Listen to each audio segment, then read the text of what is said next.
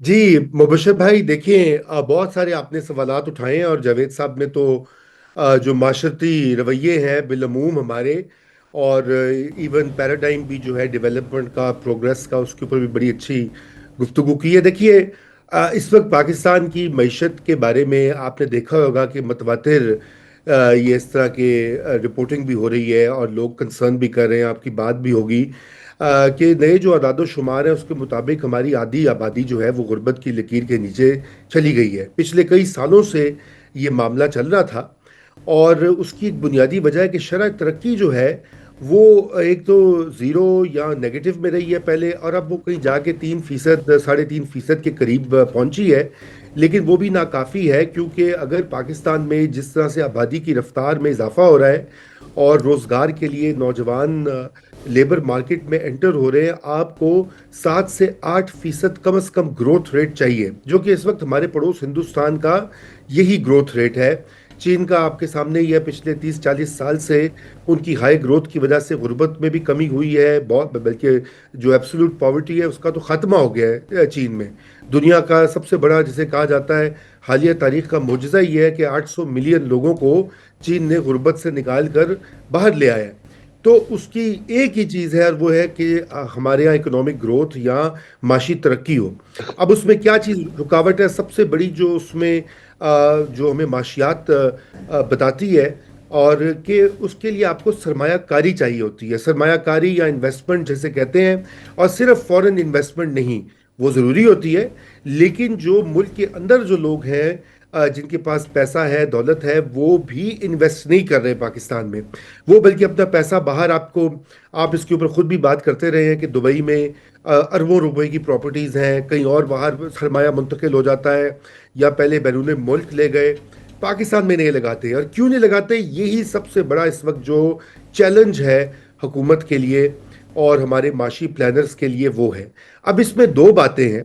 एक तो ये कि हमने पिछले कई सालों से आईएमएफ के प्रोग्राम जो है उसके ऊपर दस्तखत किए हुए हैं, जिसे कहा जाता है स्टेबलाइजेशन का प्रोग्राम, जिसमें कि एक जो अहम जो नुक्ता ये होता है कि आपने जो सरकारी स्पेंडिंग है उसको लिमिट करना है और बजट का खसारा बढ़ने नहीं देना, और टैक्सेस बहुत ज़्यादा लगाने हैं ताकि बजट का जो डेफिसिट है, ये खसारा है जो है वो कम हो जाए।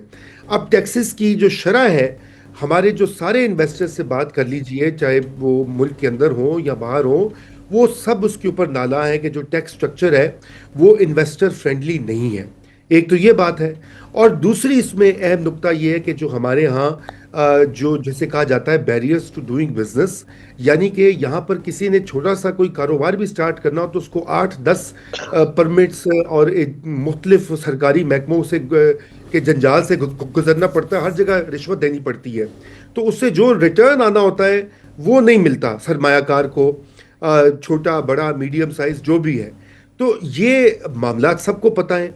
अब ये हुकूमत भी जानती है, ये इस्टेब्लिशमेंट भी जानती है, ये पाकिस्तान की बिजनेस कम्युनिटी भी जानती है, लेकिन मसला ये है कि इनको एड्रेस करने के लिए जो आपने इनकॉम्पिटेंस की बात की है, वो मैनेजमेंट नहीं दिखाई दे रही उस तरह से टॉप के लेवल के ऊपर, जो इन रोड ब्लॉक्स को रिमूव कर सके। एसआईएफसी के साथ भी यही हो रहा है, बहुत बुलंदोबांद दावों के साथ उसको कायम किया गया था, और मां सिवाय इक्का दुक्का कॉन्ट्रैक्ट्स के कुछ और नहीं आ सका जिसकी कि तवक्को की जा रही थी। और उसमें बुनियादी वजह यह है कि जो पूरी की पूरी ब्यूरोक्रेसी है और उसमें जो रेड टेपिज्म है, वो खाली एसआईएफसी से तो नहीं होगा, वो तो आपको उसके लिए पूरी जो हुकूमती मशीनरी है उसको अपना जैसे जावेद चौधरी साहब कह रहे थे, अपना एटीट्यूड टू प्रोग्रेस बदलना होगा। चाहे वो इंफ्रास्ट्रक्चर, और यहाँ पे देखें ना, हर अफसर डरता है कि किसी फाइल पे साइन करेगा, कल को नैब उसको उठा के ले जाएगी। सियासतदान जो है वो उसके खिलाफ इतनी तनकीदी महाज होते हैं, जो वो कोई अंडर पास या मेट्रो बस या उसको जंगला बस कह देते हैं, या वो जी बीआरटी जो बन जाती है तो उसके ऊपर एक पूरी तनकीद का जो है वो शुरू हो जाता है। तो एक पूरा माहौल बना हुआ है जिसमें कि तरक्की नहीं हो पा रही, और इस वक्त सबसे बड़ा चैलेंज यही है कि किस तरह से रोजगार मुहैया किए जाएं। मैं समझता हूं, और खुसूसन अगर जो आदाद शुमार देखें जो नए अभी आए हैं इस साल, कि जो अनएम्प्लॉयमेंट है उसमें जो नौजवानों की बेरोजगारी की शरह सबसे ज़्यादा है। तकरीबन आधे से ज़्यादा नौजवान जो हैं पाकिस्तान में, जिनको हम हर वक्त यूथ यूथ और यूथ बल्ज कहते हैं, वो उनके पास रोजगार ही नहीं है, और कईयों के पास तालीम भी नहीं है। تو یہ ایک اس طرح کے معاملات ہیں جن کے اوپر بڑی جافشانی سے اور بڑی گہرائی سے کام کرنا پڑے گا حکومتی عہدیداروں کو بھی، اور موجودہ ہائبرڈ نظام جو ہے، ورنہ یہ معاملہ اس طرح چلتا رہا تو پھر یہ جو ہے نظام کو بھی خطرہ ہوگا جب لوگ کل بلائیں گے اور ان کے پاس کھانے کو نہیں ہوگا، روزگار نہیں ہوگا، تو یہ ایک بہت بڑا چیلنج ہے۔ جاوید چودھری صاحب، میں ذرا سے ایک ٹرکی سوال کرنے والا ہوں، اور میں برملا کہہ رہا ہوں ٹرکی ہے. میں چند افراد کے نام صرف اپنے ریفرنس کے لیے لے رہا ہوں، ناٹ کہ میں ان افراد پہ میں مزید گفتگو کر رہا ہوں، لیکن میں ریفرنس کے لیے لے رہا ہوں کہ آپ دیکھیں ریئل اسٹیٹ میں سب سے بڑا کون تھا جی؟ ملک ریاض. ملک ریاض کہاں ہے جی؟ زیر عتاب ہے. شوگر میں کون سب سے بڑا تھا جی؟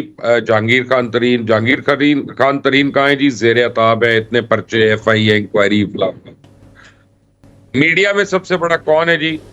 میر شکیل الرحمان. میر شکیل الرحمان کے ساتھ کیا ہوا جی؟ زیر عتاب. نیب نے غیر قانونی طور پہ پکڑ لیا، 9 مہینے اندر رکھا.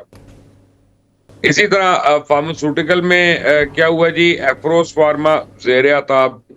آئسوٹیپ بنانے کے لیے پی آئی سی کو دینے کے لیے جی فیکٹریاں بند، سب کچھ بند، اور وہ 6 ملکوں کو ایکسپورٹ کرتے تھے، اس کا کوئی والی وارث نہیں. جب اپنے ہر میڈیا کے ہیڈز، اپنے ہر بزنس کے ہیڈ کو آپ ایک عبرت کا نشانہ بنا لیتے ہیں، تو میں اگر لوکل بزنس مین ہوں، میں کیوں پیسے نکالوں آپ کے کہنے پہ؟ اچھا، 2 مثالیں میں آپ کو دیتا ہوں. ایک تو داد و شمار ہیں، اس میں مبشر صاحب. دوسری مثال جو ہے نا پرسنل ہے، جو میں آپ کے سامنے بیٹھا ہوں.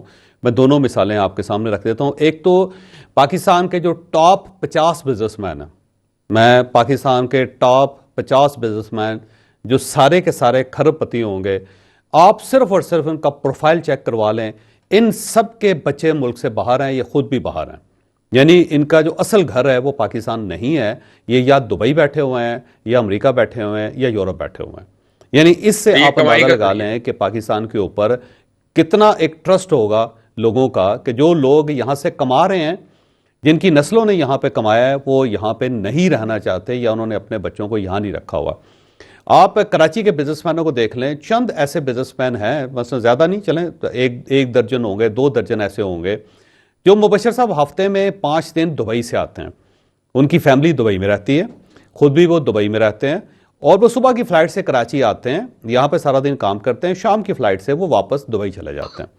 تو اب سوال یہ ہے کہ جس ملک کے اوپر آپ کے اپنے لوگوں کا ٹرسٹ نہیں ہوگا، جب آپ اپنے لوگوں کو عزت نہیں دیں گے، جب وہ اپنے ملک میں خود کو محفوظ نہیں سمجھے گا یا اپنے سرمایہ کو محفوظ نہیں سمجھے گا، تو پھر آپ باہر سے کس کو بلائیں گے؟